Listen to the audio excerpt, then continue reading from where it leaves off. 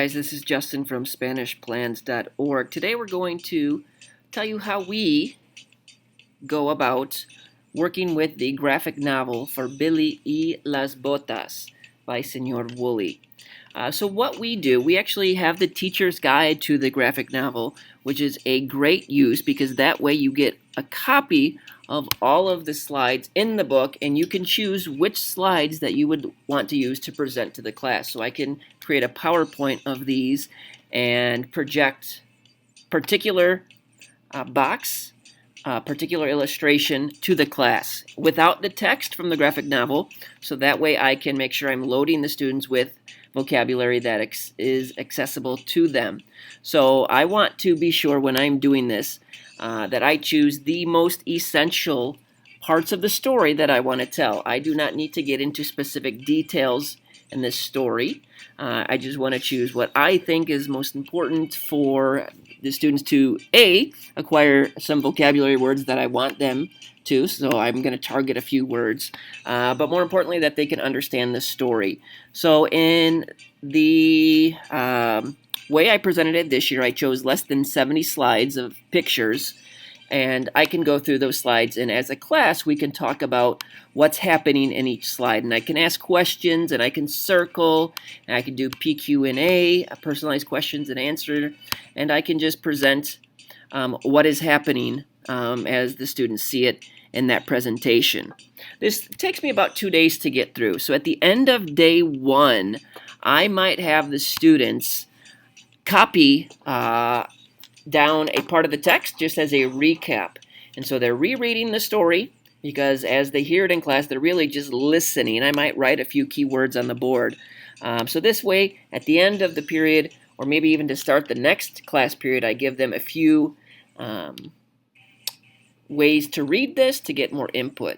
Another option that you can use to get more input is to take certain slides, and again, I'm not going to use all the same ones that I presented, but I am going to choose them, and I'm going to write up a caption. So I wrote captions for the first 6 slides. I mixed them up, so students have to read the caption and then copy and paste that text box. So if they think this one goes here, they would just paste that. And then they can go on to the next set, read those captions, look at the pictures. And so they're reading those captions. It's a great way to sneak in extra input. They've heard it already. I want them now to read the text and to see those words and what they look like. So that is a great way to do that. And then at day 2, I'm going to continue the rest of the story. And so that'll take me to the whole story. We've now completed it. On day 3, I'm going to pass out the comic books to the students and have them read. Read by themselves. They have a glossary that they can use if they get stuck. I might have some activities and questions that allow them to interact with the text. The graphic novel, Billy y las Botas, I might have some questions made up to have the students interact with the comic book to make sure that they are going back, looking at certain parts, that they're able to answer questions about what happened. I get some input into the questions themselves, some specific words that I can target. So what I could do is I could pass these out. I'm going to print this out, cut them up into little squares. I might have students work in groups, and I might have a student ask their group the question, and the group looks for their answer. Or I can pass a few out to each student and have them find the answer. Maybe they write them down. Maybe they talk about it. But that way I make sure students are interacting with the text a little bit more. To read the graphic novel will not take a long time by itself. So to get a little bit more out of it, I might have them answer these questions using the graphic novel, with the graphic novel in their hands. So they are looking through the book to see if they can find the answer. And it gets a little bit more leverage out of the book. Otherwise, the next step would be to watch the music video Billy y las Botas, and they get to hear the song. Very similar story. Some of those words are now going to stick because they're hearing it in a music. So we may work with nuggets, give them a few days to do that. I might also give them a quiz, and there's a couple ways that I can give a quiz. A very simple way. Again, this one provides the inputs, and I like it because the students have to read the text. We're looking to see, can they understand what they're reading? Does it match? So it's just a simple matching. Taking the illustrations, writing a caption, and again, those are captions that I've written that are accessible to my students.